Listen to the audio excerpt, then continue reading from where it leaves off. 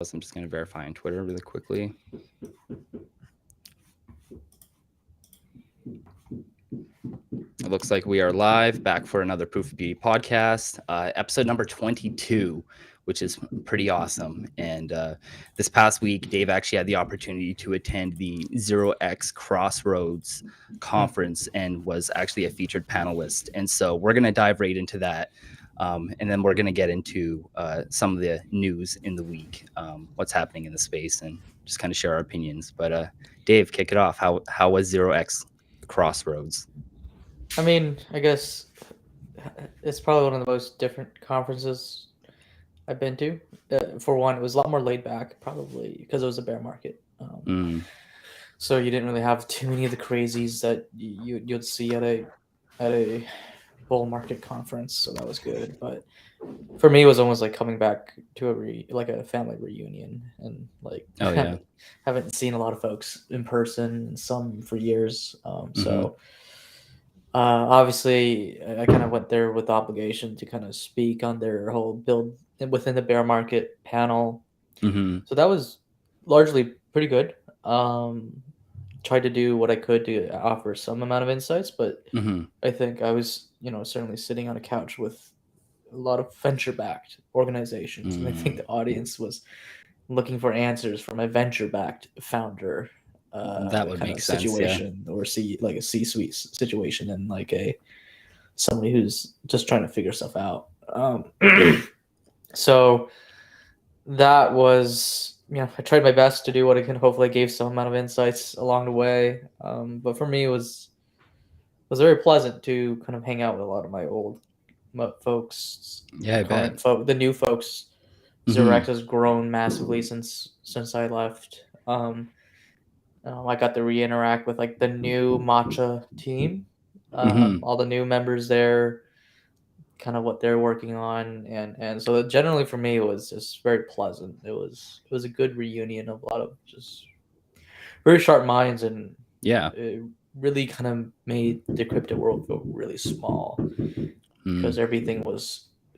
It just felt like everybody kind of was just like a degree removal away from each other again. So. Right.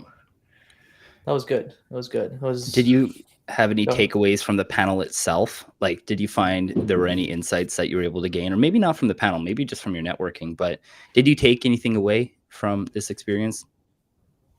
The venture studio is definitely venture styled work is so different. It felt very stark, where like they would ask like, does the bear market affect you? And like 3 out of the 4 of the guys are just like, no.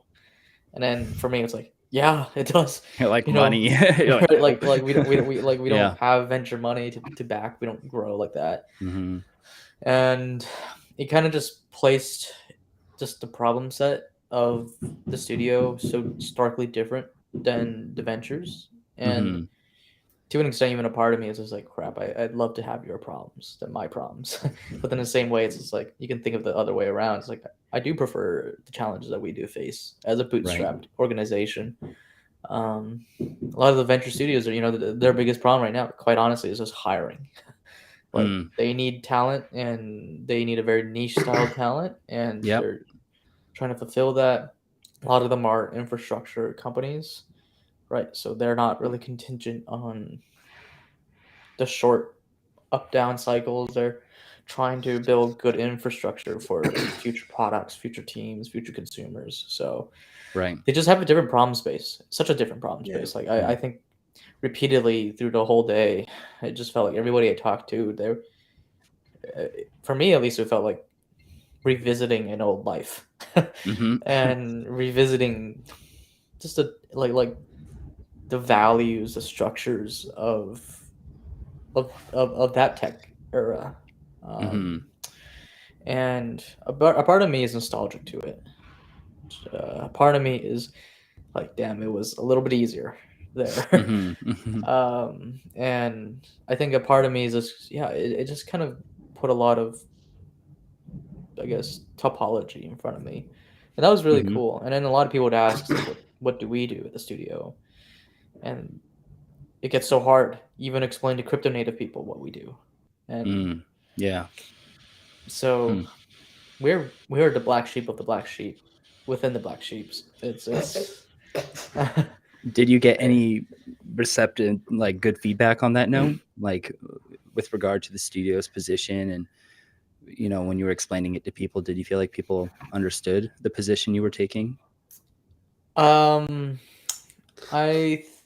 took out of it that there's a lot we can work on still about how do we communicate ourselves.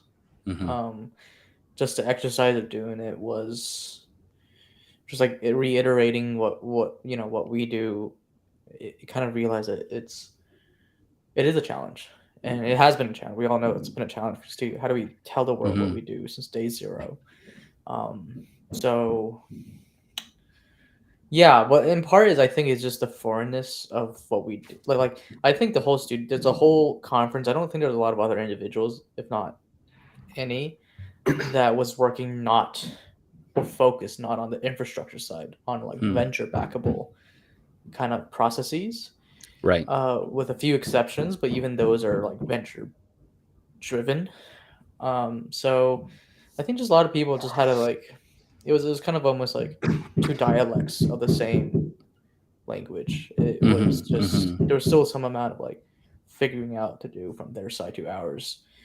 And they're like, so what do you guys do? It's like, do you guys have clients? Do you guys like it's like no, we don't. And so yeah. So I kind of came out of just feeling how starkly different the studio is. Very different. Were you able to determine or kind of get any insights about?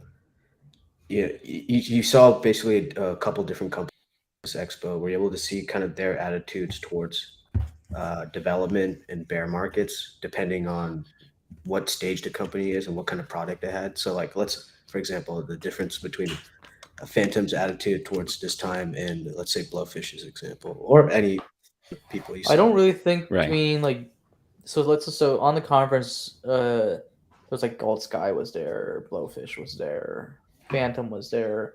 I don't really think on three of those have any change of attitude. They're just at different stages of their like the rails of a venture backed business. I think like Phantom is probably the most far off at this point. Gold Sky, you mean in development, fundraising, whatever. Yeah. I want to say Blowfish is newest, but they do have a pretty big team. They're already kind of feeling their product market fit, whatever you want to measure it against. I think they're already kind of slowly picking up their hockey puck. So a lot of these with their venture money, I think their consistent position is it's still dig deep. You got to be emotionally rigorous enough to survive through the markets because it can be really demoralizing. I think that's a consistent trend that I think we all share, even at the studio. But there's just a difference of subtlety there is like you can ask them like, what did your roadmap change significantly due to the bearish sentiment? And most of them would say not much, if not any. Right, we're still doing what we planned. That's interesting. With the scale of resources that we need to do, because they kind of raised already with the plan that they sold, right, to an extent. Right. So I don't really think any of them are imminent to a pivot, because I think I don't really think I chatted with a company that is in the process to pivot. I think a lot of them raise their capital. I mean, fortunately, a lot of them do have PMF. Right? Yeah, pivot would be maybe like a strong word to use, but so I'm kind of thinking because I was thinking more about it this week, and also I wasn't able to find any live streams of the Zero Expo thingy, but I'm sorry. Was there any live streams of the Zero X conference anywhere? I don't think there was. There was a lot of cameras, but I didn't think there'll be posts. Yeah. I'm hoping they re-upload on their YouTube channel, which they've been seemingly trying to get more active on. So I was thinking during a bear market, like there's some kind of relationship between like the stability, performance of product, the market share, sales, saturation, and then like greenfield innovation, right?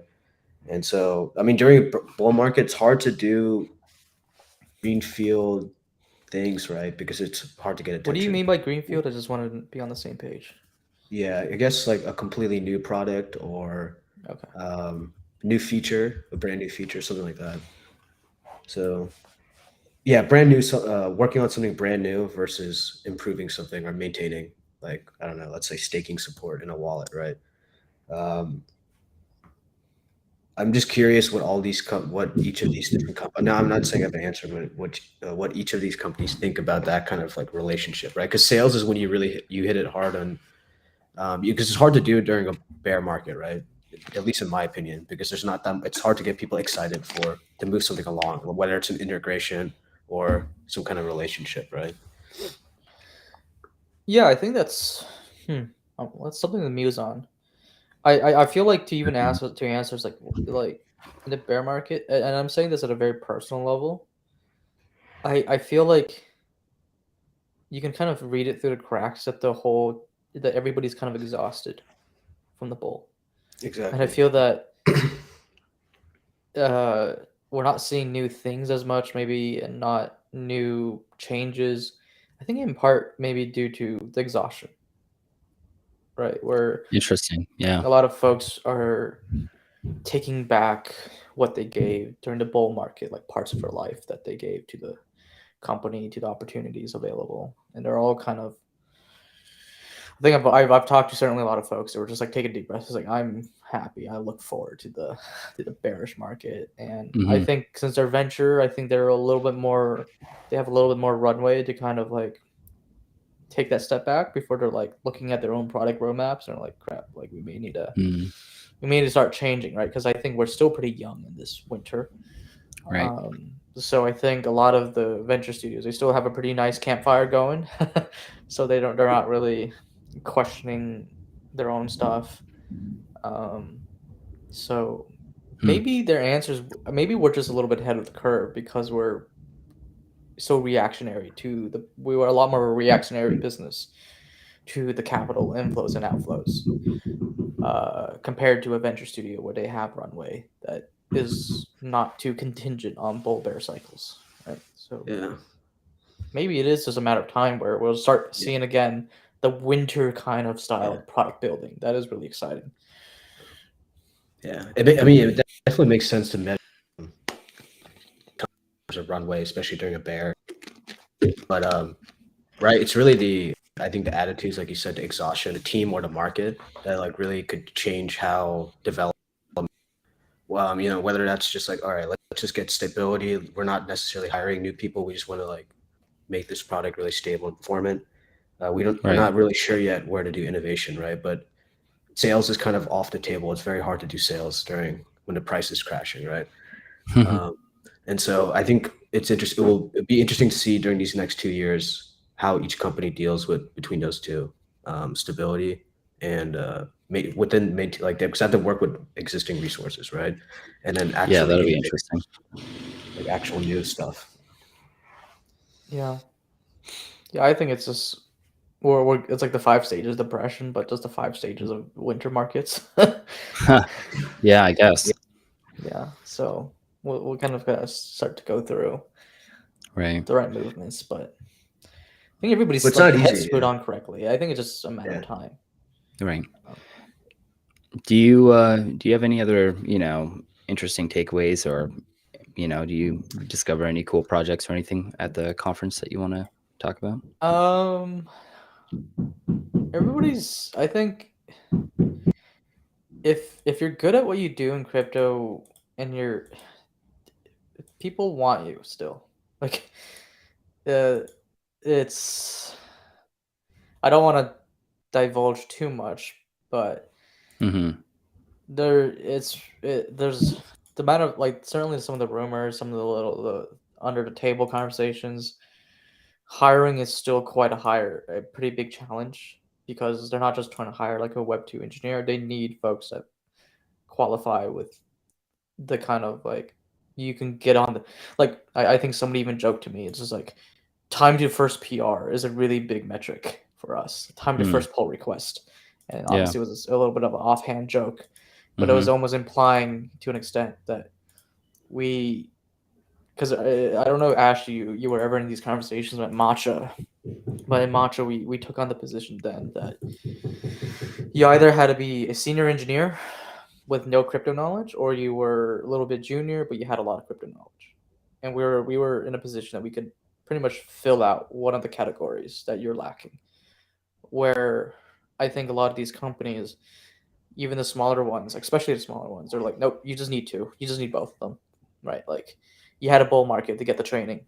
You need to give us both. And surprisingly, I think that pool of folks is still quite small.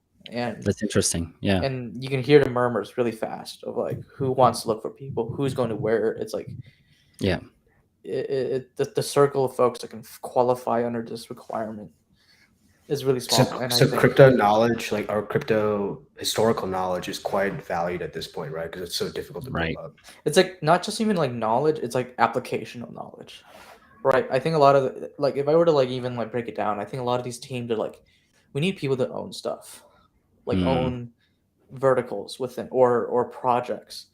People who use I think products. This recent bull market hasn't quite maybe given enough owners, project owners yet.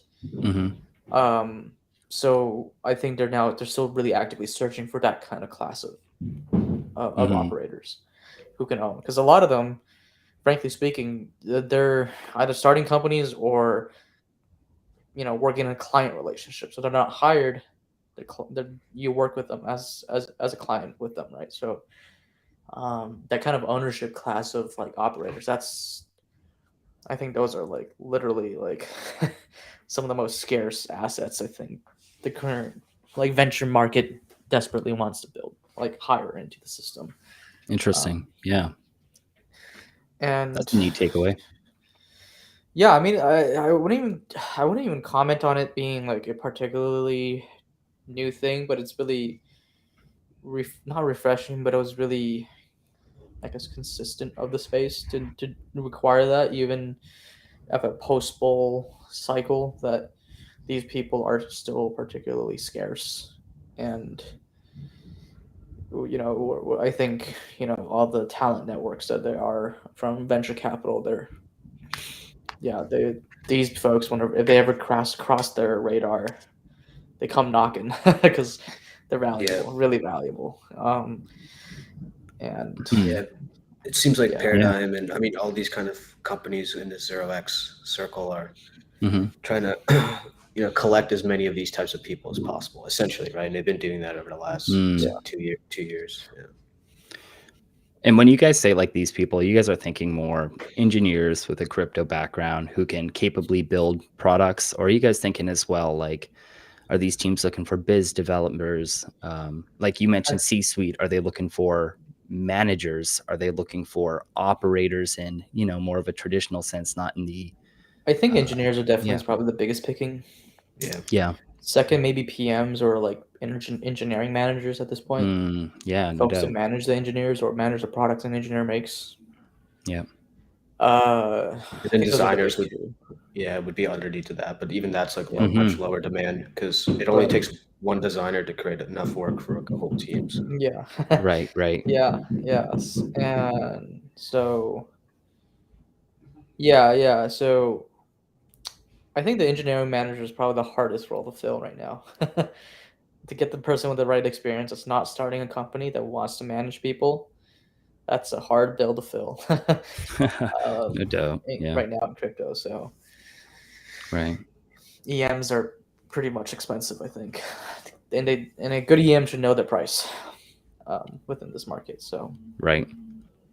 Yeah. I'm curious how entrepreneurial versus intrapreneurial this feels for incoming employees. Like, do you think that it takes more of an entrepreneurial spirit, or do you think the intrapreneur has the opportunity to come in just as much? What is intrapreneur again? Intrapreneur is someone who isn't necessarily taking on the financial risk and starting the company itself, but instead joining a company to operate within it and help grow that entity. Okay. I like to think the folks that would have started a company. If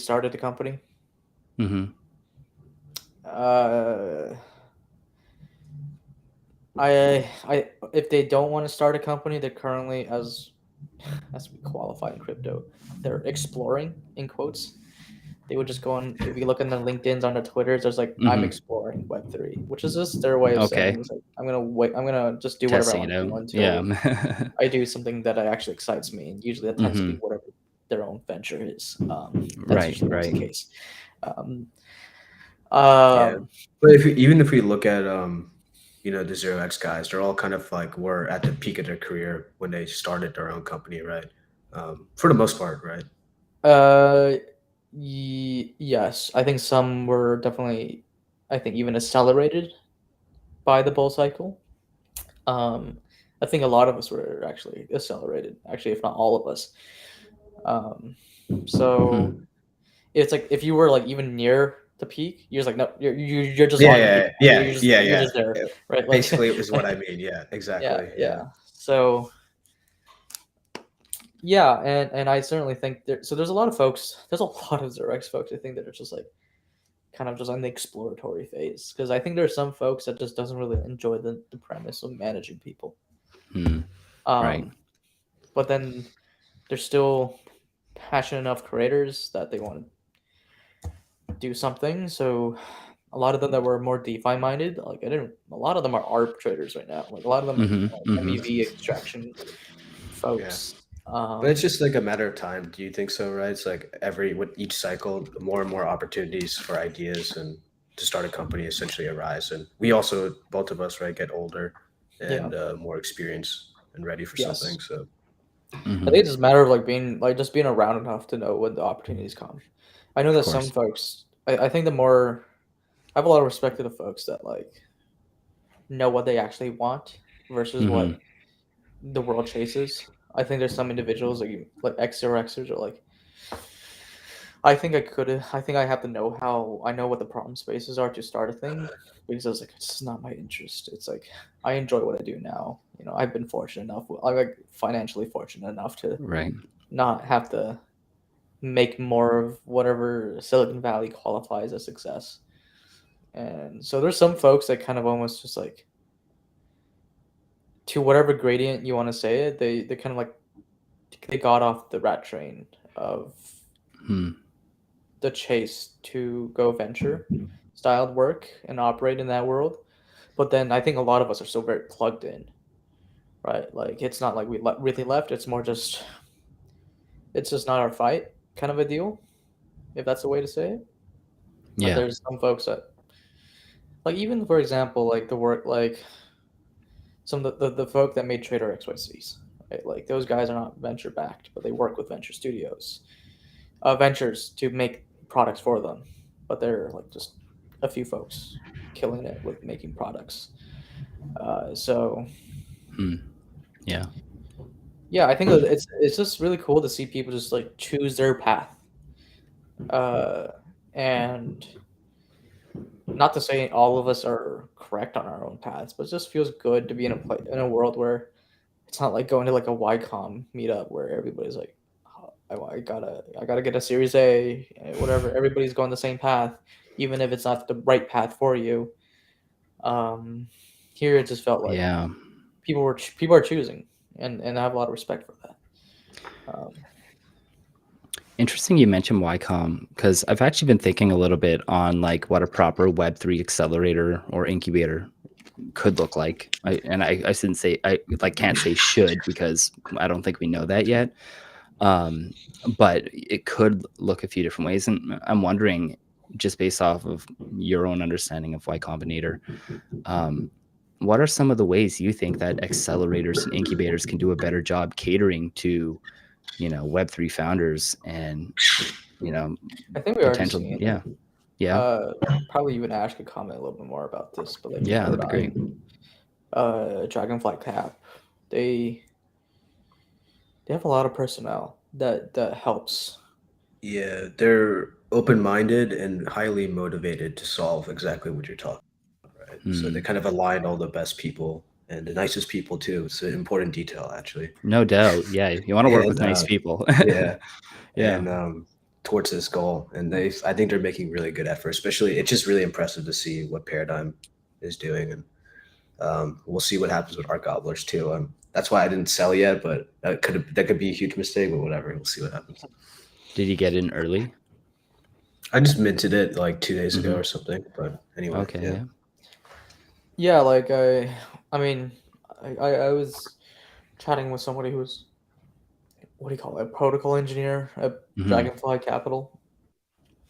And it just feels like his job description is like a protocol engineer of his skill, of his seniority is extremely rare, if not like, like a freaking unicorn. Like Right. it's in a really rare kind of a personnel, and so Dragonfly Cap kind of keeps him around. He kind of has the liberty to kind of take on whatever cool challenges he has, but if portfolio companies really kind of need his kind of expertise, I think he would be kind of soft deployed to say, hey, let me help read your contracts or suggest some good ideas about how to push it in whatever direction that you guys need to do it, or consult in like, hey, is there maybe a missing direction that you guys haven't pursued yet? Right. And I think a lot of these good VCs already have a lot of these great personnel that just kind of sits around, and they certainly have a lot of things they're doing themselves. It's just when their need isn't asked, they come to help, right? And it's really interesting to see that those guys maintain their own internet personality too, and they do it successfully. And so I mean, in all aspects, they're impressive folks. When you're talking about that niche of protocol experience, can you define a little bit more of what that might look like, and for say maybe listeners who might aspire to achieve a niche understanding like that, what some of the direction and maybe what some of the experiences you might be required to undertake in order to even get to that level look like? So I can say that through maybe because this individual was an Xeroxer. It takes a lot of experience to build not just good code, but safe code. And safe code that can manage upwards of billions of dollars going through it without an off switch. So I think these folks are like quite, of all the code monkeys you can see in the crypto world, I think these are probably the most code monkeys. Like they deeply love the work that is understanding how a smart contract works, the whole life cycle, the virtual machine, the opcodes. It's like a pretty engineering domain, and I think a lot of the individuals that are successful as protocologists, they all have a background that is very like systems level engineering. I think some individuals, maybe even this specific individual, had a background in working on the Chrome JavaScript engine.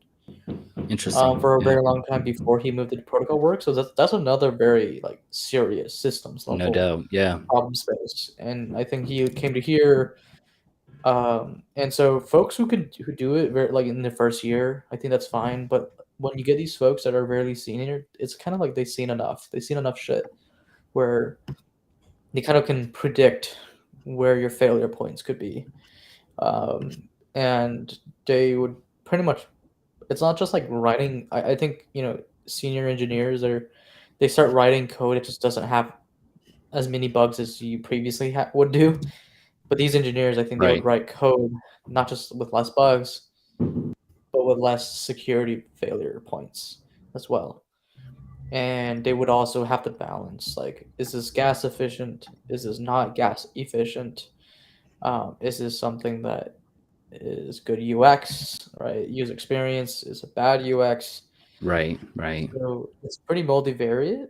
Obviously, anybody can learn how to write Solidity, but to get to that point, I think a lot of it is just like a very deep love to the work that it is. A really deep love to protocol work, to actualizing that part. A deep love to understanding, very nuanced, how that system works. Which I like to think I have like a 70% understanding, but these folks have a very high understanding to the point that it's kind of scary what they can do with smart contract work. And do you think that it just comes with a lot of passion. Like I don't think any good protocol engineers I've ever met are just kind of checked out and just doing their work. It's a very passionate direction of the Web3 world. I wouldn't even comment to say that other domains is less passionate. It's just like one of those. They're a different wavelength, to be honest. Like a lot of these guys. I like to think that us front end guys are we're passionate about our work, but it's just a different It's way a different kind of passion. passion. Yeah. Right. Do you find that the differentiator here could just be like the sheer amount of time facing these problem sets?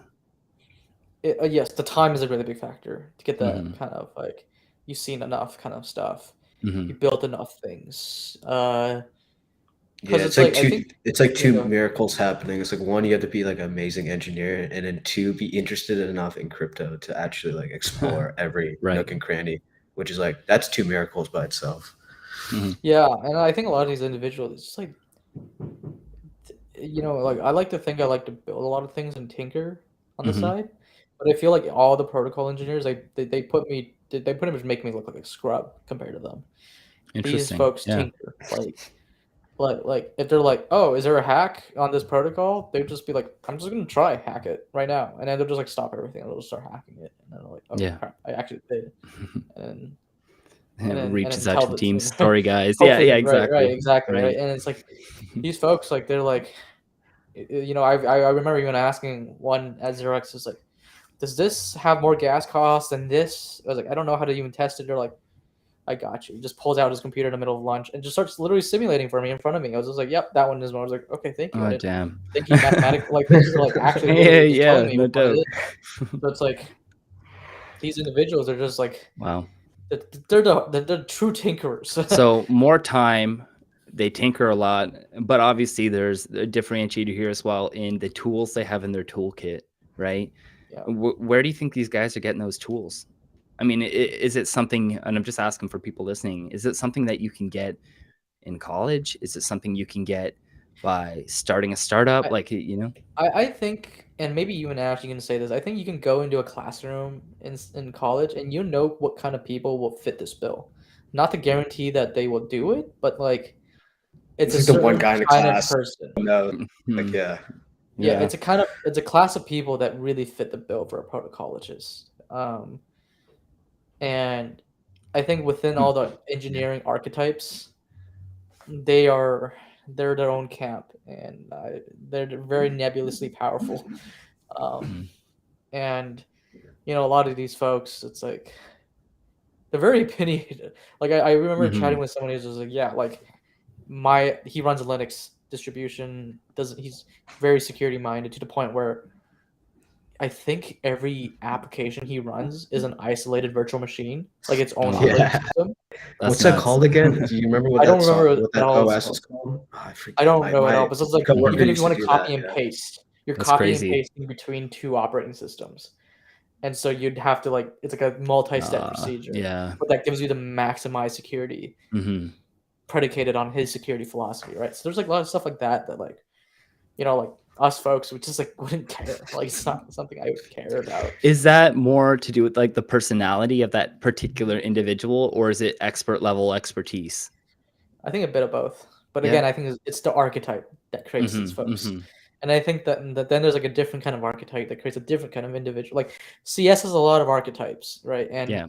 I think Web3 drew upon a subset of the archetypes, right? And Okay. I think, I fit one, Ash fits one, these protocologists fits one, and it's best to stay. I don't really want to mean this in a way that is really restraining. It's Mm. good to stay in your lane in the sense that we are really aware of what each other does. I think we can all kind of play around with each other's domains. Mhm. Like I think a good protocologist, I've met a lot of them. If you really want to force them with like a gun to their head to write a Web3 dApp, they probably could do it. It's not something they would enjoy at all. Oh, they have a gun to their head. Right, Yeah. and vice versa, right? Like I I wouldn't think want to trust myself would with you put first protocol. for maybe in the traditional CS like industries that people know in college, like would you maybe protocol engineers in Web3 would be on Mhm. the same level as like an HFT engineer who's doing either hardware or software, right? Like the HFT, like high high frequency trading. frequency trading, yeah, like the stuff at like they do here in Wall Street and stuff, right? I actually had that thought earlier too, like, at very I high don't. levels of portfolio management, like, it's an equivalent niche maybe and a very different skill set, Yeah. but the demand for such a type of skill set with that high level of expertise and that small, It's very percent. Yeah. similar. I Mhm. Yeah. think it draws. I don't think I've met a protocologist who, if you don't give, if they don't, if they see an opportunity to make money through ARB or whatever, they take it. Yeah, because they are those guys. They are the same guys. Right. Like I feel like it's like I'm not trying to make them sound like the greedy folks. It's just if there's free money, they take the free money, and they know they're like they're probably the exclusive bunch that can one, see the free money, two, know how to even extract it, and they're like, yeah, I'm going to get it. Like when like electronic trading first took off in like Wall Street, right? It's like before Web3, like the OG protocol engineers were the guys who were obsessed with basically ping times and trying to engineer the fuck out of making that work. And they approached different, and they're engineers, but they were forced. The same person was forced to approach the problem from both software and hardware. So it's like this very similar level of like extreme expertise and dedication. And like Ethereum is so conducive to give these folks that may have gone to the Web2 world a fun place to be in. Like I feel like if you're not like that financially motivated with like a stable, high paying job that gives you 60-hour weeks and you gotta work the markets, is that's something that you don't really draw yourself to. I think like the Web3 freedom, it's like there's money, there's good work, but it's your schedule, it's your work. I think a lot of people I think a lot of this archetype would draw to this domain of work. And yeah, like I just can't ever see myself running an R bot. I'd be scared running my own R bot. But then like I remember even talking to them. I was like, dude, what you do at Proof of Beauty, you guys are like that scares every living hell out of me. I would never do that. Right? Really? I was like, well, good, because I would never do what you do. Let's just don't take my job and I won't take yours, right? Like, right. Specialization works, right? Yeah. Well, that's really interesting. I mean, I actually think about it a lot. Like even just the people who understand what an NFT is, like that's kind of a niche, form of knowledge today. And there's so many levels that you can build on top of that knowledge. The people at the highest level of this protocol knowledge, I would imagine that you can count the number of real experts on your hands. And if not, it's probably just a couple dozen. And then I think about people like with a Gavin Wood like expertise, and I'm like, well, this person probably understands pretty much every component of the industry, in combination with the regulatory environment. I'm like, there's even deeper levels there. I feel like even like Gavin Wood has a subset of application knowledge. I think being that he knows the underlying mathematical logic, right? I think is different from the application driven mindset as well. The protocologist has to have. Right, like we're all aware it's like UX is a big deal with your protocol, right? Like how many transactions does it take to participate within an action, like a user flow? If it's 6 versus 3, that's you prefer 3. If it's 3 but that's very gas intensive, you prefer 6, right? Or whatever, right? Like there's a very complex calculus that steps way beyond like the principle like mathematica of smart contract design and virtual machine design that a good protocologist should be aware and even be able to advise and comment and push against. Was like, hey, like there's a better way to do this, guys, and we just gotta choose and partake in a different path. So like even the DeFi folks, it's like I think half their job is literally knowing what the other guys are doing. So you can start really knowing like what are the good UX paths, and also knowing what other free code another smart person wrote, so you don't have to write it and just copy and paste from them, right? Like save yourself time, right? I do wonder how much like coordination plays into the protocol engineer. Basically, is stage right now in Web3, right? Before someone like Hayden could by himself write Uniswap and get it, right? But now to make and or like in innovation, whether that's like Snarks or like MEV, what the guys of Flashbots are doing, requires like a lot of those guys and coordination and funding. Yeah, it's which is interesting problem. That's like an interesting dynamic when I think about it.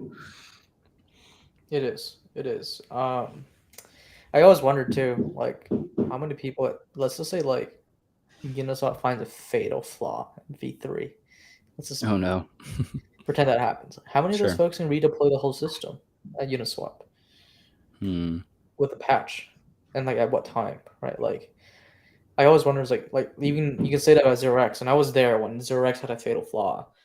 Xerox V2 had to be upgraded to V2.1. Interesting. Yeah.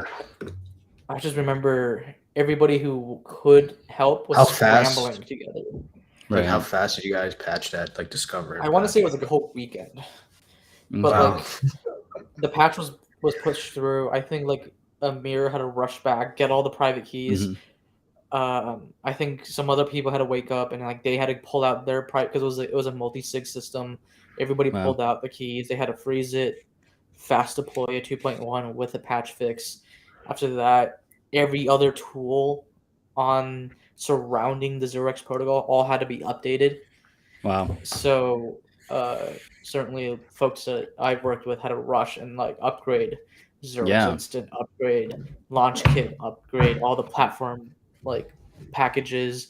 The website had to be upgraded. Everything had to go with it, and that's crazy. That was stressful. That was an interesting kind of thing to look around.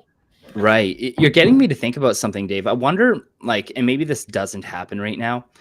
I would imagine it maybe will on, like, say, a more like private or governmental level. But like, I wonder if there's decompartmentalization of knowledge happening on these protocols yet.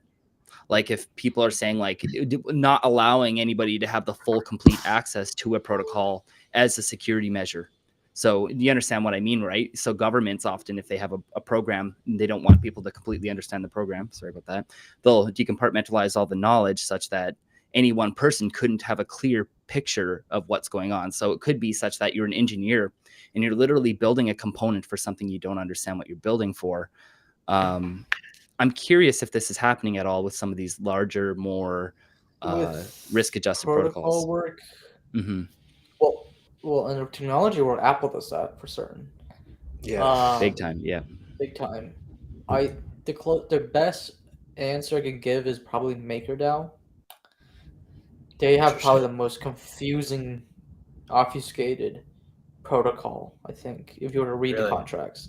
They're very hard because they don't use real names. They don't use good names. They're just like, oh, you want to withdraw? We're just going to call it like Poppity Pop or whatever crap. No way, really, dude? Like, it's just like, what the hell does that even mean? Like, yeah. So you don't even know what they're talking about half the time. Exactly. Yeah. Wow. Breaking it up into different departments, giving it like project names to kind of obscure the actual activity to your other colleagues. Like, and so double-edged sword. I think the big thing, especially at Xerox, I think for a lot of the folks that if you really wanted to be successful in that organization, you had to have a pretty deep and an intrinsic understanding of the protocol and how it's architected. Not even out of the premise that you can successfully redeploy it, but just to know where you fit within the equation. Okay. And that's something that I carry forth with a lot of my work is like architecture is always complex and we need to always know what it is. So we know how to selectively activate and deactivate areas of it to react to things. With Xerox, for example, they have what they call asset proxies contracts. So when you approve, I don't think this is a thing anymore, but if you were to approve Xerox protocol, the trade, say your USDC, you don't approve the main Xerox contract. You approve their asset proxy. Right. Which is a very simplified vessel that just all it does is handles approvals and actually the material transferring of your assets. Right. So when 2.1 failed, what 2 failed, the proxies did not change. Those just were left where they were, and then we just had to rewire 2.1 to use those proxies. Interesting. Yeah. Right. So it wasn't a total complete shift. It was no configuration of the proxies was needed to use 2.1. Also, you had to read. I don't quite know exactly what happened, but there was a lot of rewiring that had to be done. Yeah. Xerox, the modern Xerox protocol, it uses a very complex, delicate call model, which I'm not going to go too much into, but they have like one single proxy contract in front of all of their functions, and then they upgrade their implementation logic every once in a while, right? So they've built another model that's pretty much designed to be able to wire in, wire out. That's how we kind of build stuff as well at the Proof of Beauty Studios. Like I think in NFTs, which just surprises me, there's a lot of very monolithic project designs, which is like everything is just one contract, which is just which is really wild to me. Where for us, a lot of the things are delegated or segregated out to different areas, right? We have minter stuff, minter handling, metadata is handled through a metadata storage model, and I think internally, you guys have heard this conversation a lot. We have to do a lot of wiring, where all that really means is we got 6 contracts. How do they coordinate to each other to kind of produce the final result?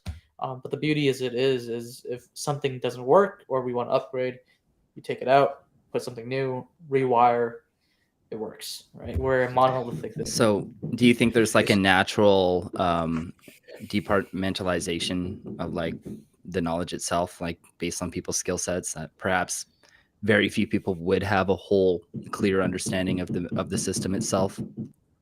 I think eventually come with sufficient complexity, yes. Like at this point, like how many people actually know how V3 Uniswap works?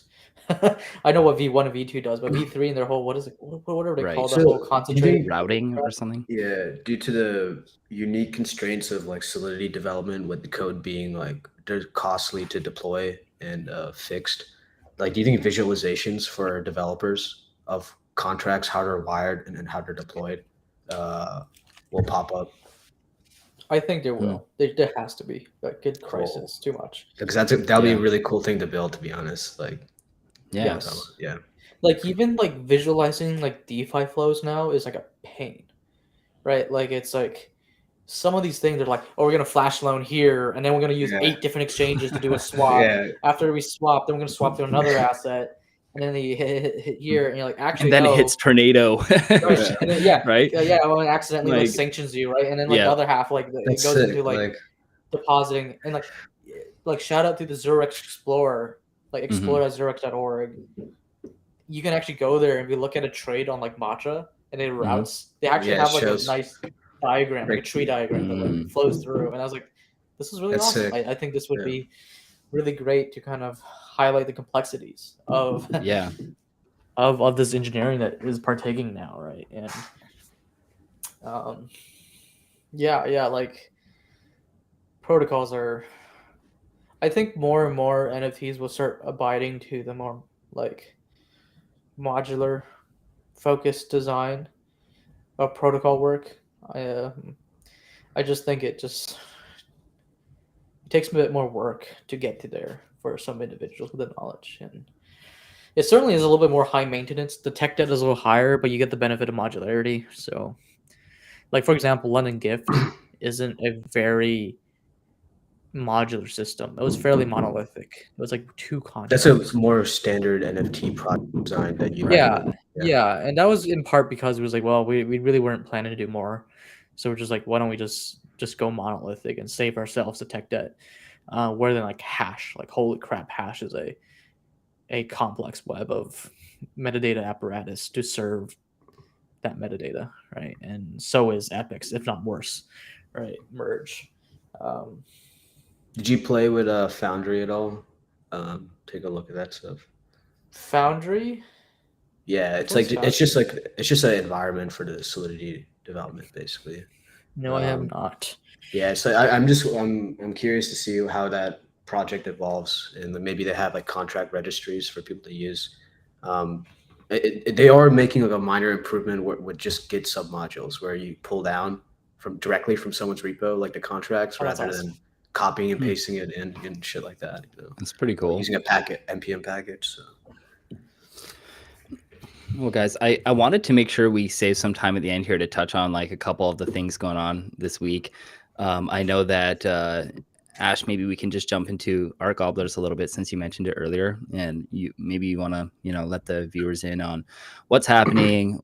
You could even share their page if you'd like, or whatever you'd like to do. But yeah, I'd love to hear what you know about Art Gobblers, what's going on. And I know there's a bit of like absurdity and controversy around the project itself. And I personally, I'm not in Art Gobblers. I do find it interesting, especially for the absurdity components. But yeah, love to hear your thoughts. So it looks like Frankie, Dave White, and the guys at Paradigm like published essentially their papers of why make art gobblers like ahead of time. So they had something called variable rate gradual Dutch auctions (VRGDAs), Interesting. Okay. which is basically yeah, and then they also had something called gradual ownership optimization (GOO), which is what the GOO token. Yeah, that's exactly what everyone's going on about. Yep. Yeah, so they had these two like fancy math concepts that one of it, like the first concept is basically like how do we adjust the price of an asset such that we can fix the minting to a schedule. Like we wanted to mint out, the X number in 1 month, and we wanted to adjust the price to auto adjust based on demand. So that was like the first thing. VR would have been helpful for Mana, wouldn't it? Yeah, it would have been really cool for like when I was looking at that, I was like, damn, this would have been really cool for Merge. If we could have implemented that. And the GOO token is interesting because it combines concepts, the virtual token ideas of how lazily calculating balances and keeping track of things from that Dave did with Mana. And it also, but it adds the additional like cool math of adjusting the rate of production based on ownership of the token. And it has, and they did kind of optimize their contract to have tokens safely be transferred around even when you move to NFT and whatnot. So the moving pieces of art gobblers is interesting, but I think no doubt they were Isn't it so weird? Like we were like so many things rhymed, but then like we didn't. It's just like we were just that close, so funny, but also that far. Yeah, from like you can see it though. It's very clear. Which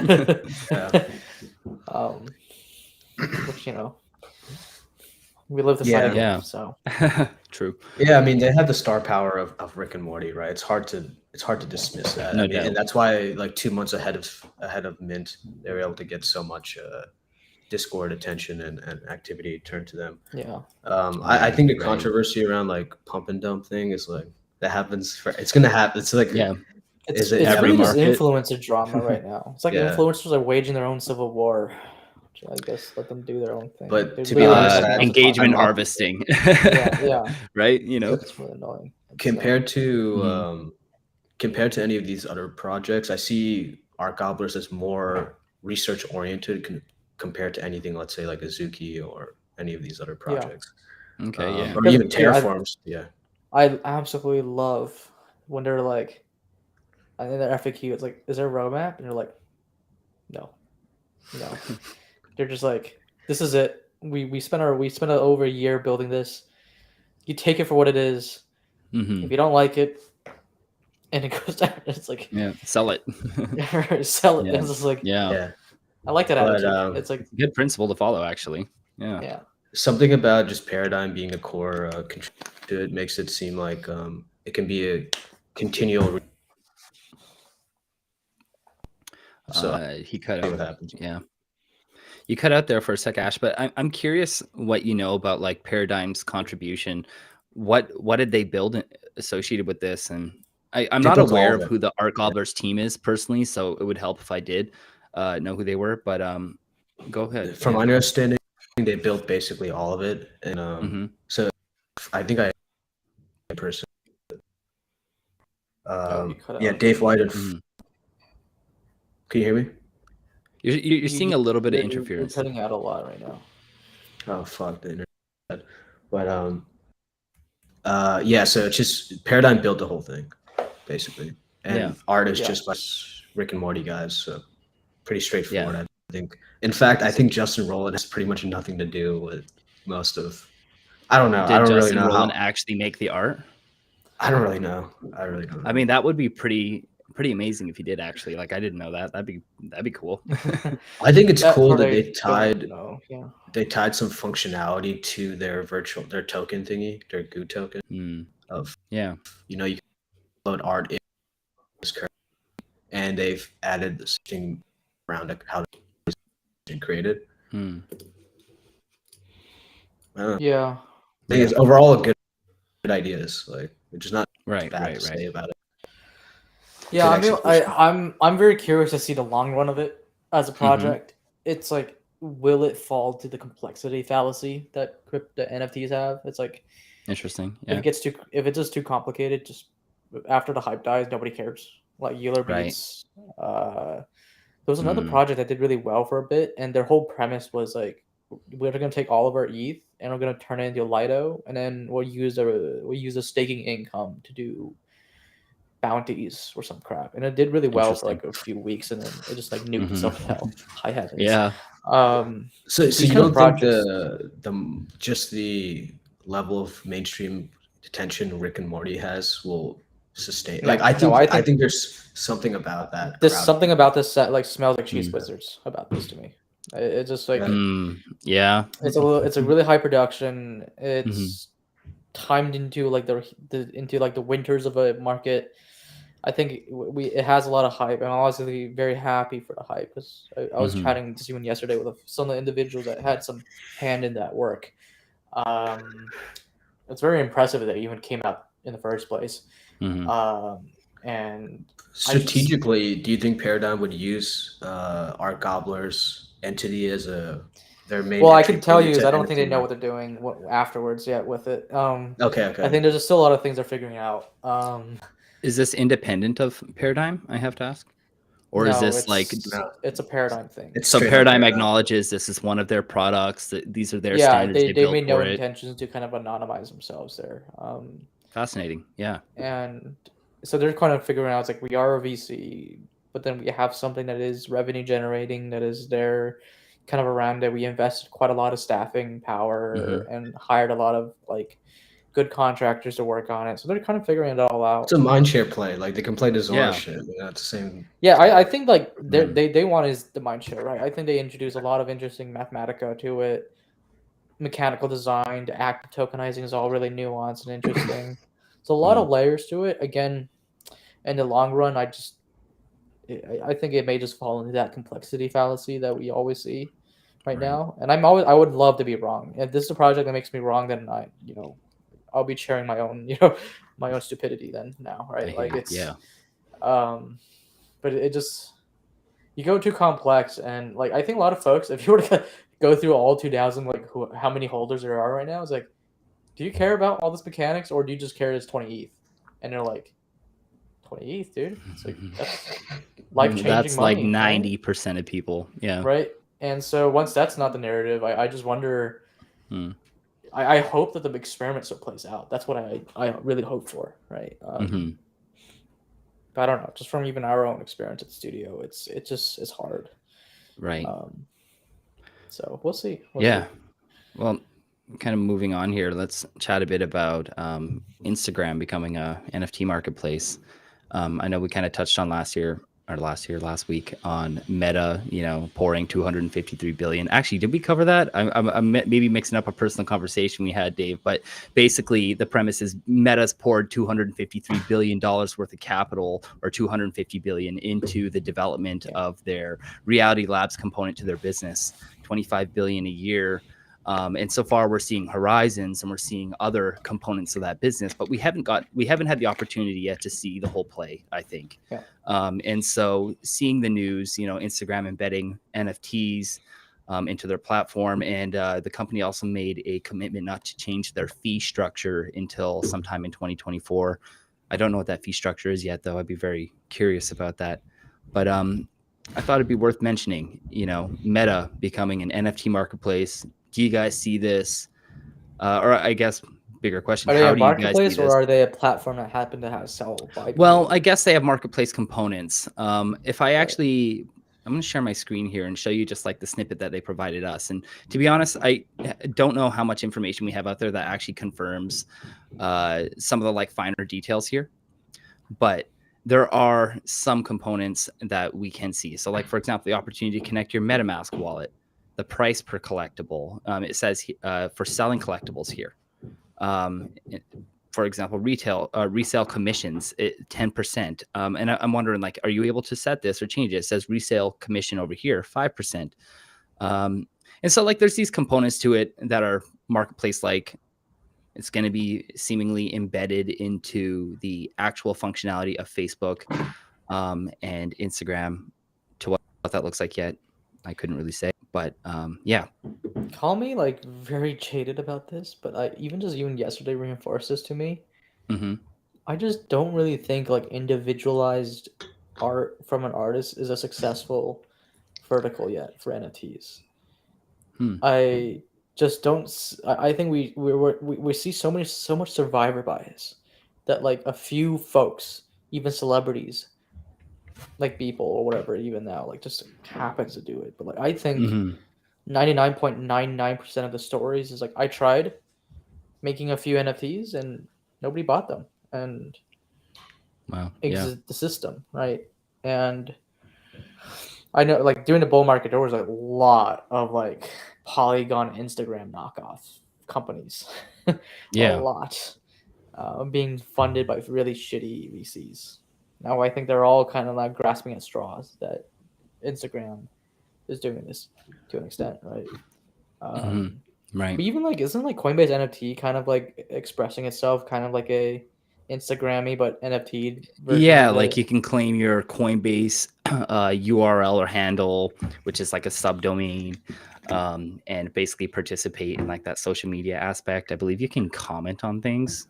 I haven't used it. I followed it when it was coming out, but yeah, I do think it's a good direction to use L2s. Yeah, I do think it's right. I'm a lot happier they didn't go to mainnet. The more I think about it, the more I feel like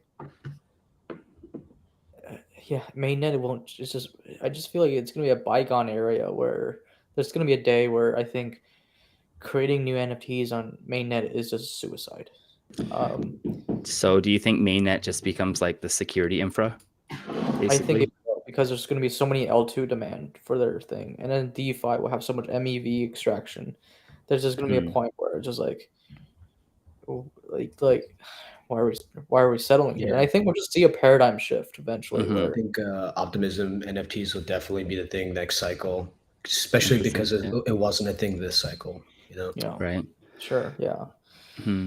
You're getting me to think, though. I wonder how much, like, for example, I know Gavin Wood had a big part to do with the development of Ethereum, and then goes on to build Polkadot, which is basically what we're describing, this like security protocol consensus mechanism with a whole bunch of app chains or parachains associated with it. And like if ETH is moving in that direction, it just gets me thinking like, damn, Gavin, you were really ahead of the curve on this one. I think Cosmos and Polka, they're all ahead. It's just like you're right. Yeah. The problem was they were a little too ahead. I literally think they compromised short-term like developer aggregation for the long term. Now again, who knows how this plays out and who wins it out. But right, like if you look at the TVL wars cross chains, L2's EVM based technologies are kind of killing it. With notable exception is maybe like Tron, but Tron is doing Tron things. Tron is Tron. Right. And even Solana, all these things, they're all struggling. Maybe like these kind of metrics don't really measure well all the app chain kind of like TVL philosophy within these networks. But like it's like the fight has already become like I'm not like saying I'm bullish on ETH. I'm bullish on EVM. I think the EVM is reigning supreme as the de facto virtual machine for a lot of applications right now. And every day it continues that way, the more knowledge we get of how to utilize the EVM to do more and more work. Right. And that kind of place is hard to crack. Because that's not just fighting ETH, that's fighting the L2s. In terms of like transaction costs, like how low do you think we can go with something that's like optimism? Because to me, again, I wouldn't be the right person to ask for that. Yeah, because the problem for me is just like how do you go from exchange to that network? Because if everything is relying on basically the bridging support of an exchange, because most people are not going to. I think some exchanges allows you to like transfer USDC on L2s now, right? Yeah. So I think Coinbase does that, right? So Five Head Gaming. It's very slow though, right? Very slow support. That's the thing. So. Slow support. I think. Well, when you're not an L1, obviously, I think it's a little bit of a subtle distinction of like how they look at you from a central exchange. I do think, especially when we start seeing sharding a little bit more on the ETH networks, and we get more and more dedicated VMs, EVM designed specifically for L2 scaling. Yep. I think that pretty much sets the philosophy that like the mainnet ETH, this is just a core canonical settlement layer now. And it makes ETH really kind of position itself saying that we're going a lot more app chainy. Not maybe app chainy, like full apps, but we're going that direction. Do you think if they improved the technology and make the process of running a light node on, let's say, your phone, like super efficient with the kind of stuff they're talking about with snarks, that would make the whole L2 thing go supersonic, because at least there would be no concern. There would be less of a concern, at least, around decentralization. Interesting. I don't think L2 anybody cares about that part, do they? Like, at all? They don't care. Like BSC is already ran by 980 OS servers, right? Like, like who knows what? But I mean, at some point we do care, right? Like at a certain. I hope we do, right? Like, right. We should care. I wonder. Yeah, that's a good. Because that was a really exciting promise that I heard at DevCon. Well, all the L1 killers, they're really expensive on metal. Yeah. But, like you need really high hardware requirements to run L1 killers right now. So that feels like it's like a. Just at the very like you can't do that on a phone, probably, right? Like, the simplest thing you need to be able to do on a phone is just like pull down and verify that the block is correct. Do you wonder like the problem would just be like storage requirements then? Like if L2 is producing so much history so fast, would you just be like inundated with like too much block space you're trying to store? Like so interesting. So I mean, I think that's the thing. I guess that's what you're saying with the light node then, right? Yeah, with the snarks thing, they're saying like, with all this fancy compression and math, they can reduce the verification to just like one check, right? A single polynomial check. Yeah. A couple numbers, and then that's all you don't even need to store it. You can store it away, but check if it's correct and move on. Right.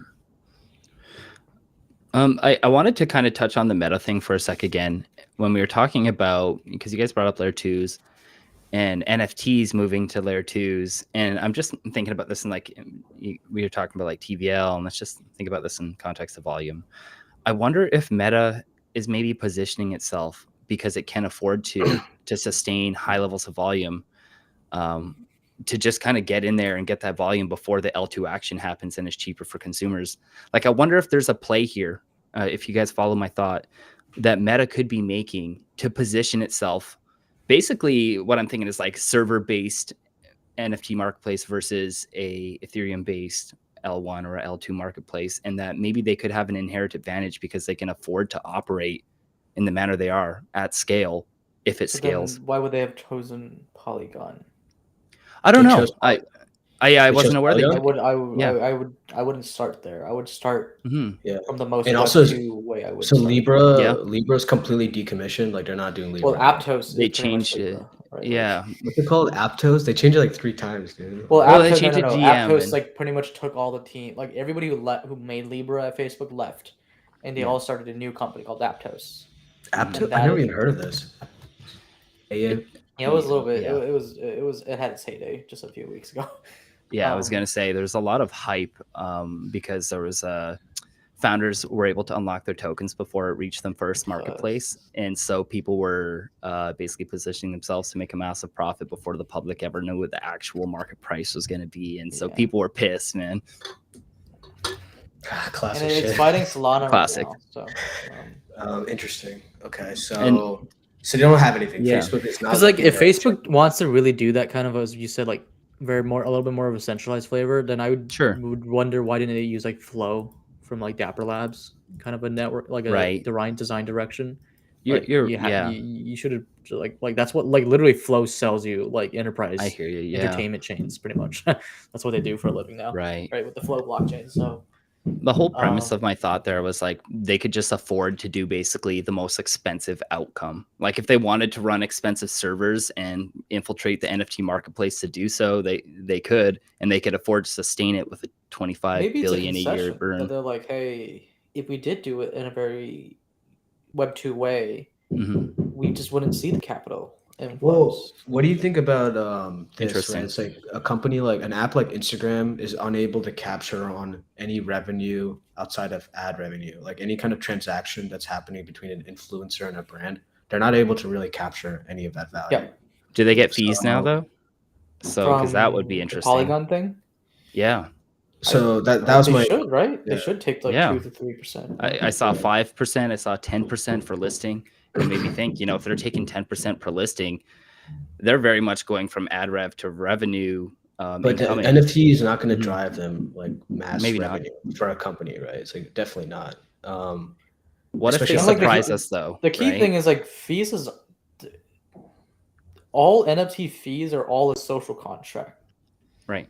There's nothing in the protocol we can enforce here beyond just if you don't abide to the social contract, Instagram's like, well, screw you, I'm not going to list it, right? Okay. Yeah. But then their problem is the moment it touches into NFTs, you just open the Pandora's box of an open standard, right? And that is an open standard.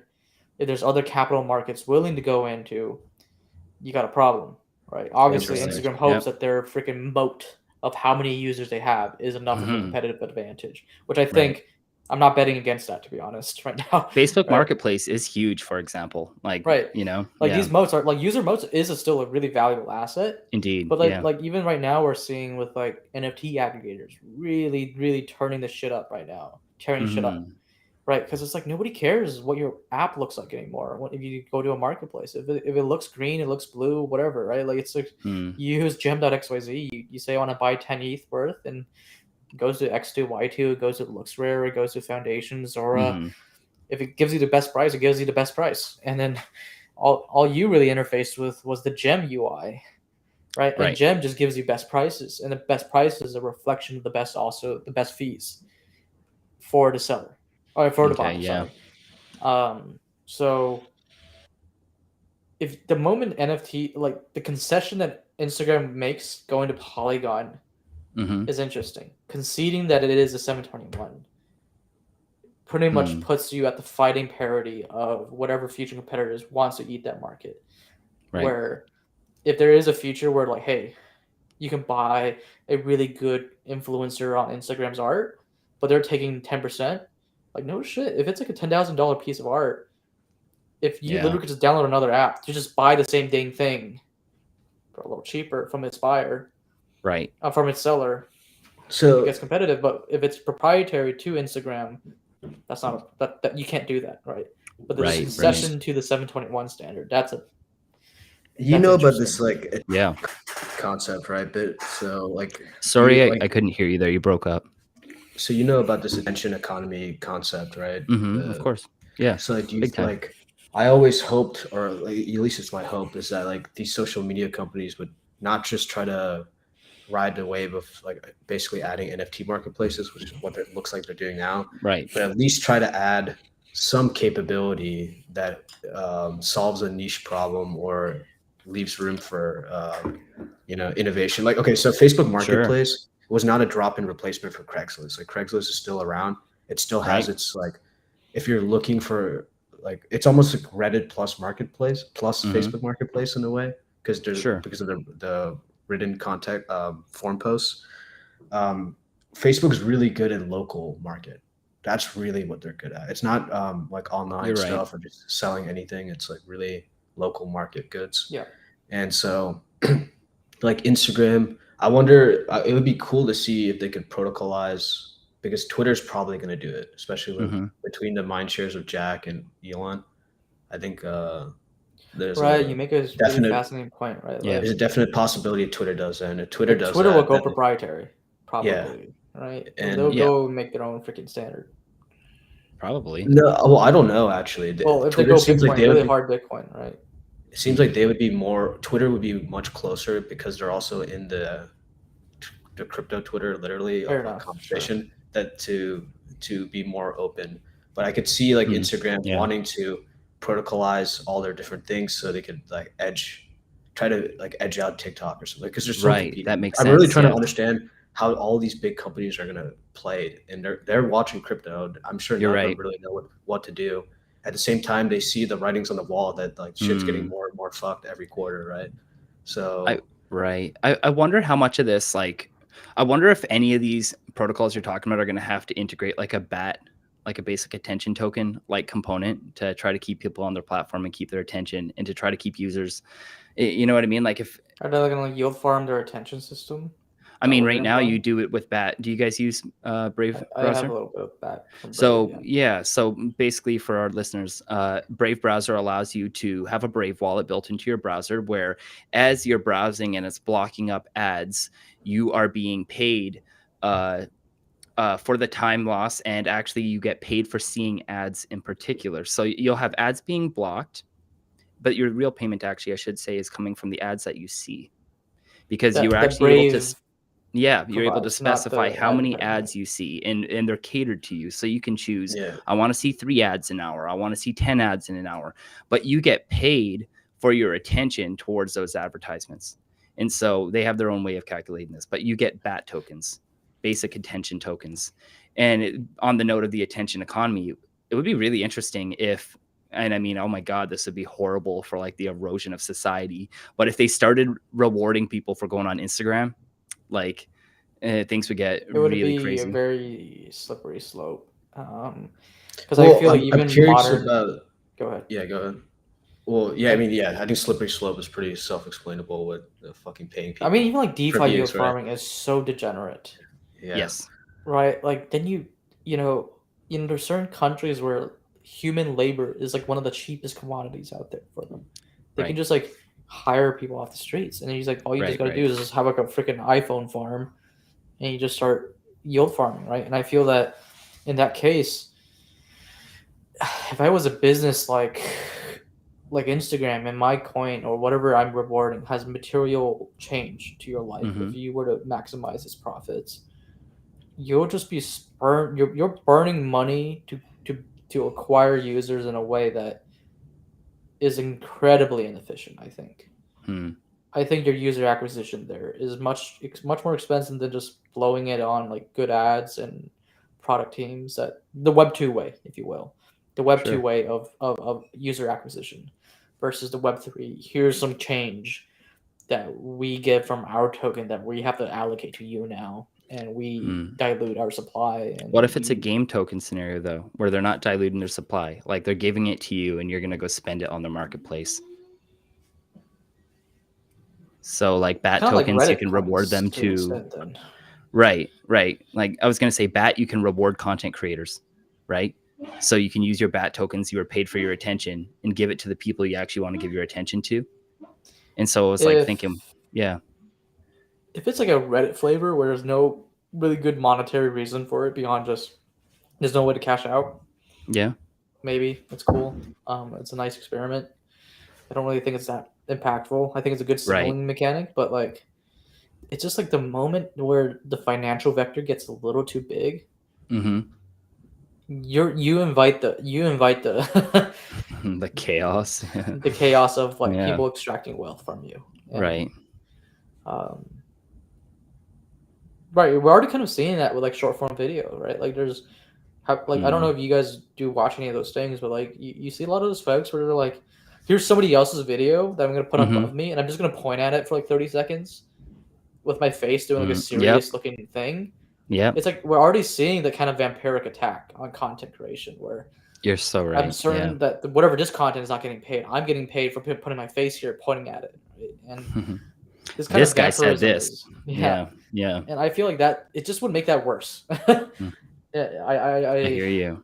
I wonder, because it's just like I'm bearish about the whole token intent with the attention content, because it's just such a unexplored domain still. Like we don't know. We know what upside it gets, but we really don't know the downsides in its full depth. To the point where without knowing the damage, I'd rather just not even open the box. Right. Now. That's my opinion. How similar do you think these, well, let's just say basic attention token is in principle to play to earn? Because like when I think about it, there are some crossovers. There are some differences.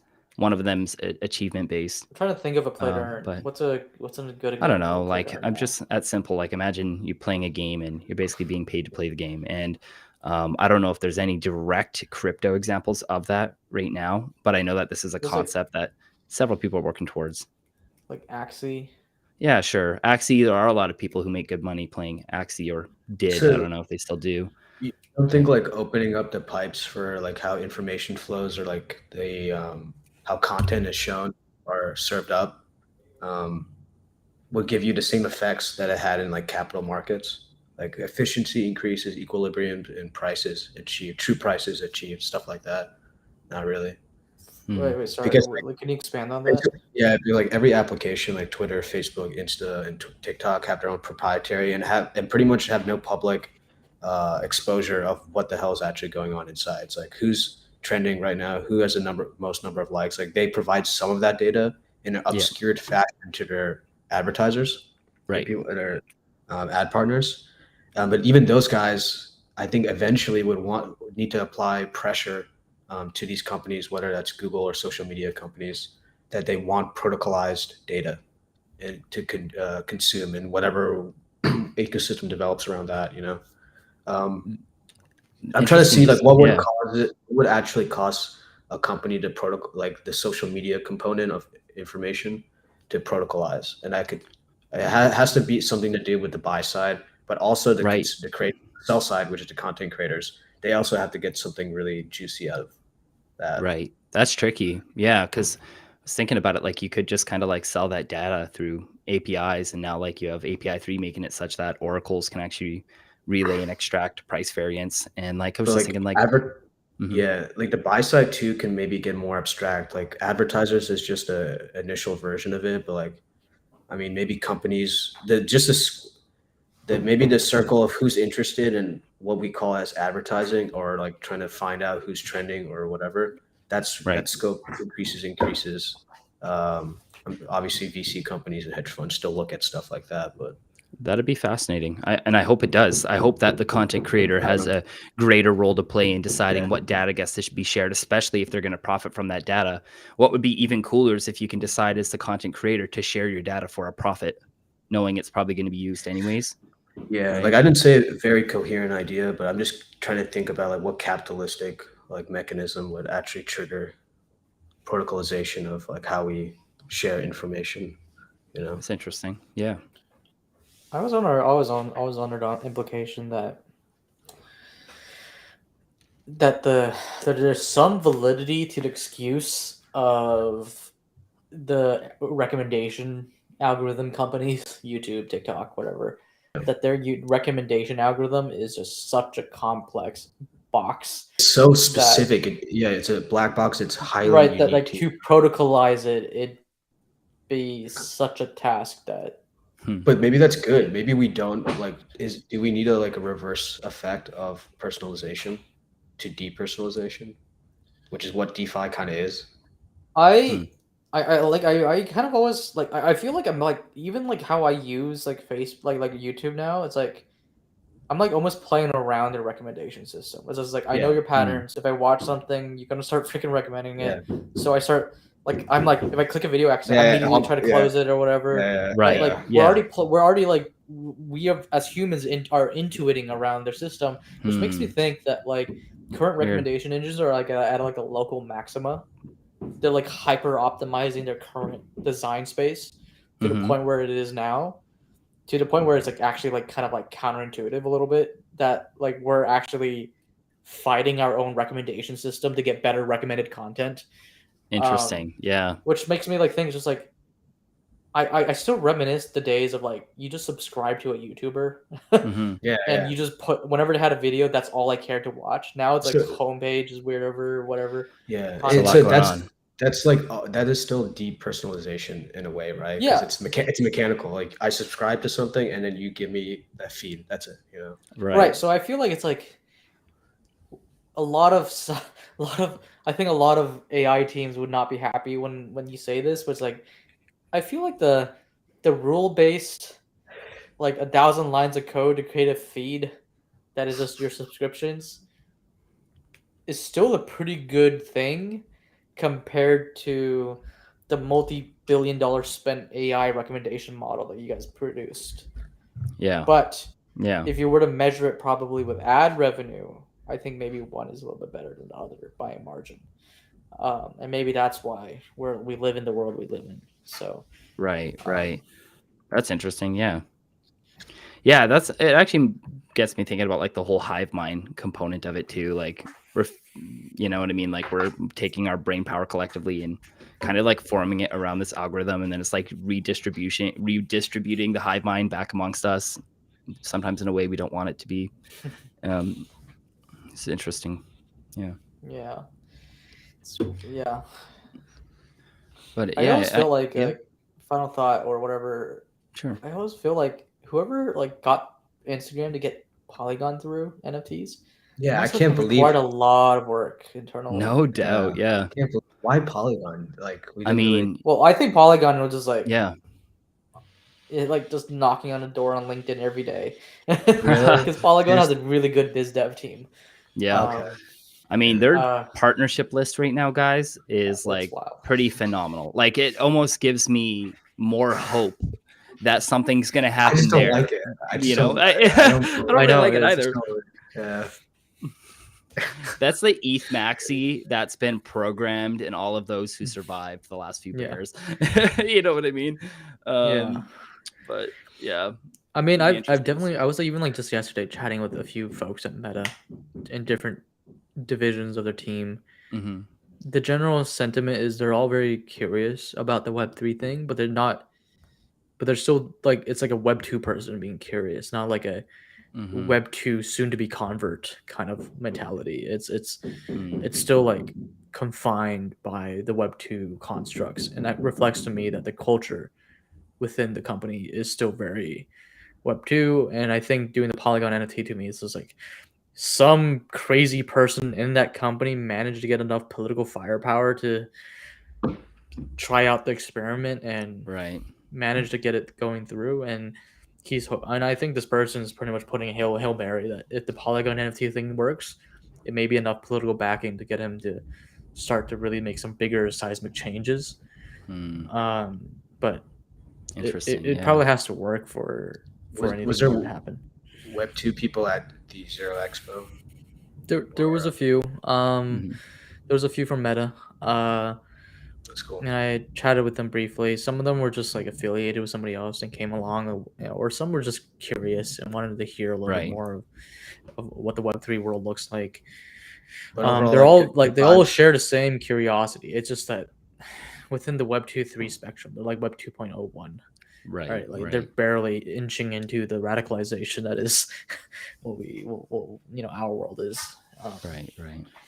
So but overall vibes from everyone, like everyone's working on shit. So everybody's working on stuff. Meta seems like a kind of a cluster heck right now. Yeah.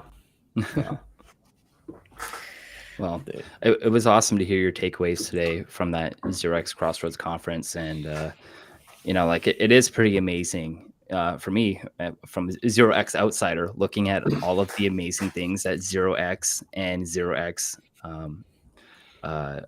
departees are accomplishing and building. And it's pretty phenomenal. And it speaks a lot to the culture that Xerox was able to form. And that culture now is radiating throughout the industry. And I think that's pretty amazing. So with that, guys, any other final thoughts you guys want to share, or should we wrap her up? Good to go. I think we're good. Yeah. Well, to our listeners, we sure appreciate you guys tuning in with us on Fridays at 3 p.m. Eastern. We really enjoy getting the opportunity to share our voice and just getting together, share our musings, talk about the things happening. And so to our listeners, thank you guys. To you guys, thank you both as well, and have a great weekend.